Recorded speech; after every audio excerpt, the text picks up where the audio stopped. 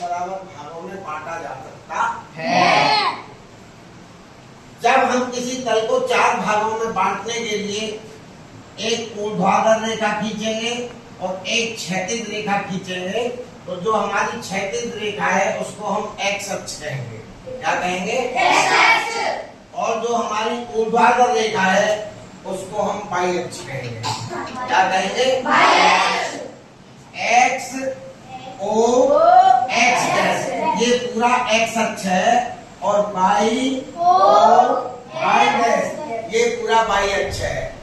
खड़ी रेखा है, खड़ी ऊर्ध्वाधर, उसको कहेंगे हम वाई अक्ष, और यो रेखा हमने पट डाल दी क्षैतिज, तो इसको कहेंगे हम एक्स अक्ष। देख रहे हैं आप, 4 हिस्सों में बढ़ गया।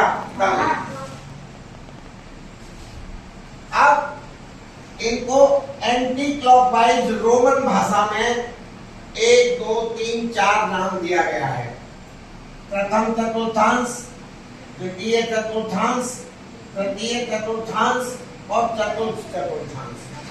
जैसा कि आप देख रहे हैं, पहले चतुर्थांश के दोनों ही निर्देशांक धन धन होंगे। अब आपको ये बताते हैं कि ये निर्देशांक होते क्या हैं। मूल बिंदु के जो निर्देशांक है वो 0 0 है। मूल बिंदु की एक्स अक्ष से भी दूरी 0 है और वाई अक्ष से भी दूरी 0 है। इसलिए मूल बिंदु के निर्देशांक सदैव 0 0 या 0 0 रहेंगे। किसी बिंदु का एक्स निर्देशांक, किसी भी बिंदु का एक्स निर्देशांक उस बिंदु की वाई अक्ष से दूरी के बराबर होता है। अगर दूरी धनात्मक है तो धन में आएगा, और दूरी ऋणात्मक है तो ऋण में आएगा। यहाँ से मूल बिंदु से ऊपर को जाने पे वाई अक्ष की सब दूरी धनात्मक होगी, समझ गए?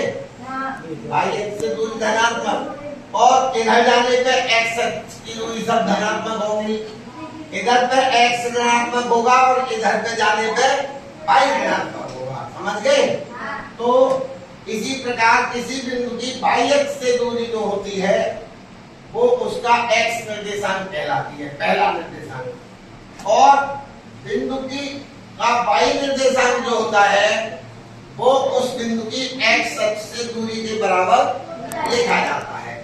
ये आपको बता दिया गया है कि पहले चतुर्थांश में प्लस प्लस, दूसरे चतुर्थांश में माइनस प्लस, तीसरे में माइनस माइनस और चौथे में प्लस माइनस।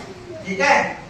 अब हम आपसे ये पूछना चाहेंगे कि आप देखते ही कैसे बता सकते हैं कि कोई बिंदु किस निर्देशांक में होगा। ठीक है? अब बताएंगे कैसे, आप कॉपी में देखेंगे नहीं,